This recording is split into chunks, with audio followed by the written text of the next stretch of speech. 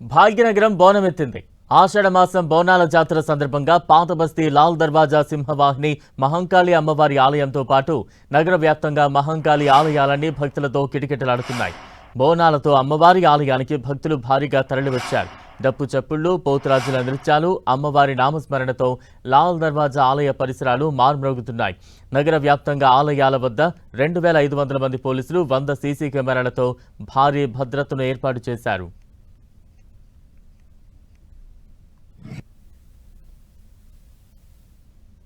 లాల్ దర్వాజా సింహవాహిని మహంకాళి అమ్మవారి బోనాల దగ్గర భారీ భద్రత ఏర్పాటు చేశారు. దీనిపై మరింత సమాచారం మా ప్రతినిధి సంధ్య అందిస్తారు. సో మనతో పాటు హైదరాబాద్ సిపి సజ్జనార్ గారు ఉన్నారు, వారితో మాట్లాడదాము. ఈ లాల్ దర్వాజా మహంకాళి అమ్మవారి బోనాలకి సంబంధించి అలాంటి ఏర్పాట్లు చేశారు. సార్ చెప్పండి సార్, అంటే లాల్ దర్వాజా చాలా ప్రతిష్టాత్మకంగా చేస్తూ ఉంటాము జనరల్గా బోనాల పండుగ అంటే తెలంగాణలో. ఈసారి జరుగుతున్నటువంటి ఏర్పాట్లు, భద్రతా పర్యవేక్షణ గురించి ఎలాంటి ఏర్పాట్లు చేశారు? ఇక్కడ జరుగుతున్న లాల్ దర్వాజా బోనాలు చాలా వైభవంగా అందంగా జరుగుతుంది. ఇప్పటిదాకా ఆల్మోస్ట్ 10,000 మంది పైన భక్తులు దర్శించుకున్నారు. దాదాపు 1000 మంది పైన బోనాల్ని సమర్పించారు.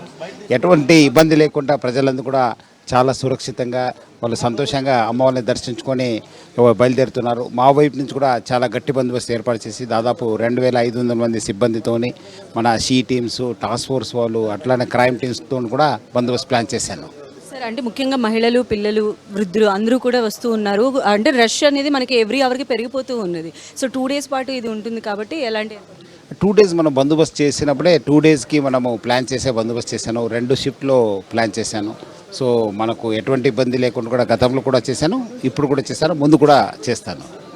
సో అంటే రేపటికి జరిగేటువంటి కార్యక్రమాలు అంటే పోతురాజుల విన్యాసాలు, రంగం ఇలాంటివన్నీ కూడా అవి కూడా ఛాలెంజ్ చేస్తాయి. ఈ రోజు ఎలా అయితే వీఐపీ క్రౌడ్ మేనేజ్మెంట్ చేయడం ఉన్నదో, సో అవి కూడా అది కూడా ఛాలెంజెస్. సో అది కూడా మనం దృష్టిలో పెట్టుకునే బందోబస్తు ప్లాన్ చేశాను. అయితే ట్రాఫిక్ ఆంక్షలు అవి ఆ ట్రాఫిక్ మనము ఆల్రెడీ ముందనే చెప్పాను. సో దానికి తగ్గట్టు కూడా ప్రజలు కూడా సహకరిస్తున్నారు. మనం ఇచ్చే అడ్వైజర్ చూసుకొని రమ్మని చెప్పి కోరుతున్నాను. Thank you so much sir.